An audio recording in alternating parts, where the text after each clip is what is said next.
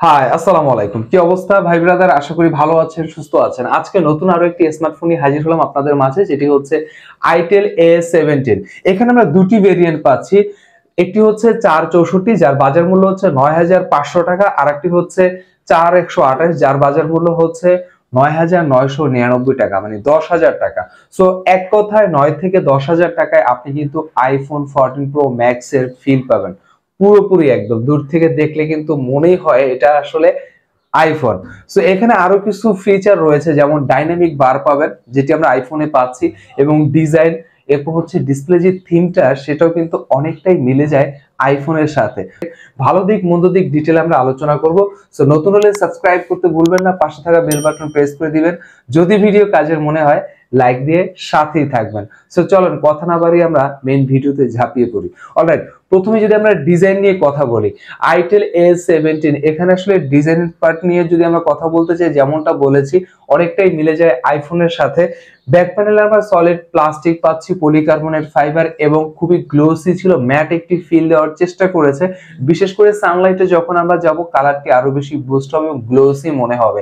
এবং বক্সি শেপ, চিরাচরিত যেভাবে আমরা রিসেন্ট ফোনগুলো দেখছি ঠিক সেভাবেই তারা রেখেছে, এবং যথেষ্ট লাইট ওয়েট এবং স্লিম রাখার চেষ্টা করেছে।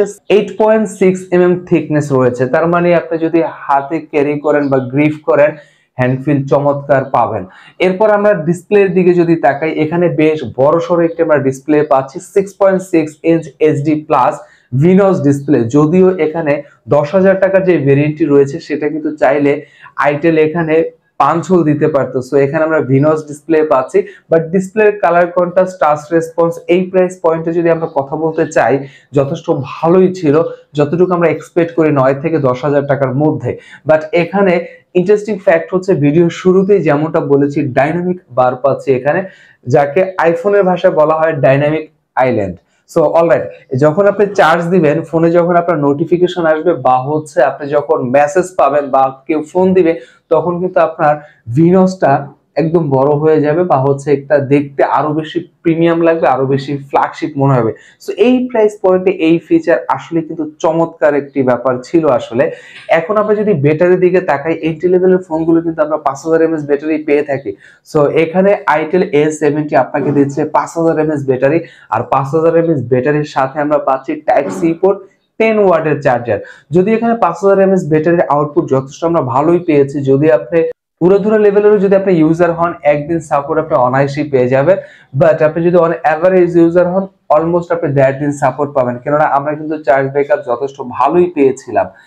এরপর যদি আমরা এখানে একটু অ্যান্ড্রয়েডের দিকে তাকাই, অ্যান্ড্রয়েড এখানে আমরা 13 পাচ্ছি, এবং যেমনটা ভিডিওর শুরুতেই বলেছি এখানে দুটি ভেরিয়েন্ট রয়েছে। আমাদের কাছে যে ভেরিয়েন্টটি রয়েছে সেটি হচ্ছে ৪,১২৮, যার বাজার মূল্য হচ্ছে ১০,০০০ টাকা, মানে 4 GB র্যাম, 128 GB স্টোরেজ, এবং এই র্যাম রোমের পাশাপাশি সাথে দিচ্ছে ইনোসকের টি সিরিজের T603 অক্টাকোর একটি প্রসেসর পাচ্ছে। আপনি মাল্টিপল অ্যাপ নিয়ে যদি কাজ করতে চান, এক অ্যাপ থেকে অন্য অ্যাপে শিফট হলে ল্যাগ বা স্লো দেখা খুব কম পাবেন।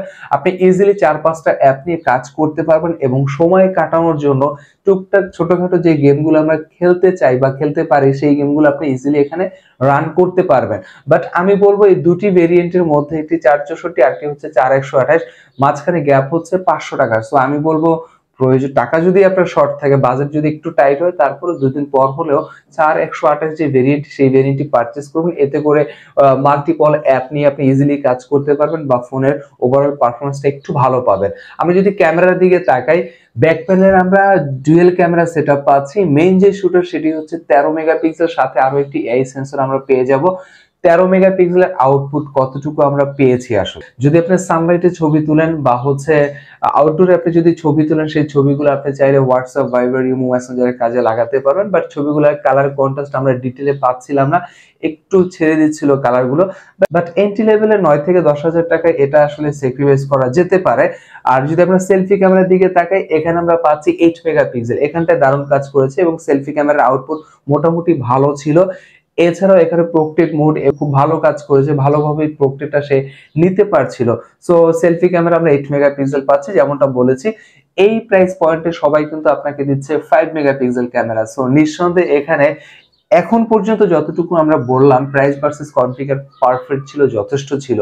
এবং সাইড মাউন্টেন ফিঙ্গারপ্রিন্ট সেন্সর পাচ্ছি এখানে আমরা, সাইড মাউন্টেন ফিঙ্গারপ্রিন্ট সেন্সর যথেষ্ট রেসপন্সিভ ছিল, যেখানে 9000 টাকায় 10,000 টাকা আমরা ব্যাক প্যানেলের ফিজিক্যাল ফিঙ্গারপ্রিন্ট সেন্সর পাচ্ছি, সেখানে আইটেল A70 আপনাকে দিচ্ছে সাইড মাউন্টেন ফিঙ্গারপ্রিন্ট সেন্সর।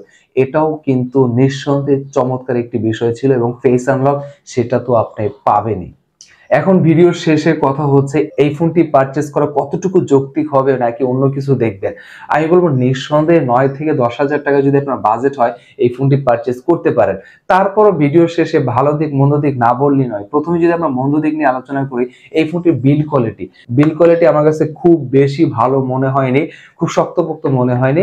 এছাড়াও ভিনস ডিসপ্লেটা আমার কাছে আসলে ভালো লাগেনি। অ্যাটলিস্ট 10,000 টাকার যে ভেরিয়েন্টটি ছিল সেখানে তারা ইজিলি 5 হোল ডিসপ্লে দিতে পারতো। আর যদি ভালো দিকের কথা বলতে হয়, ভালো দিকের কিন্তু শেষ নেই আসলে। ওভারঅল ডিজাইন আমার কাছে খুবই চমৎকার মনে হয়েছে, খুবই ভালো লেগেছে। ট্রেন্ডি ডিজাইন ছিল এবং যথেষ্ট লাইট ওয়েট রাখার চেষ্টা করেছে। এছাড়াও এখানে ডাইনামিক বার, এ কথা তো না বললেই নয়, এটা কিন্তু আসলেই ইমপ্রেসিভ এই প্রাইস পয়েন্টে এই ফিচার।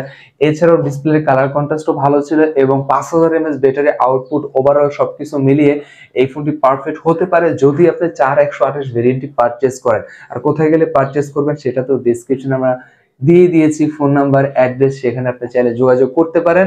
যদি কোনো ইনকোয়ারি থাকে, কোনো কনফিউশন কাজ করে, অবশ্যই কমেন্টের মাধ্যমে জানাতে ভুলবেন না, সেখানে আরো ডিটেইলে আমরা ক্লিয়ার করে দেওয়ার চেষ্টা করব।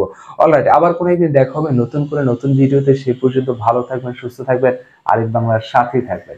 আসসালামু আলাইকুম।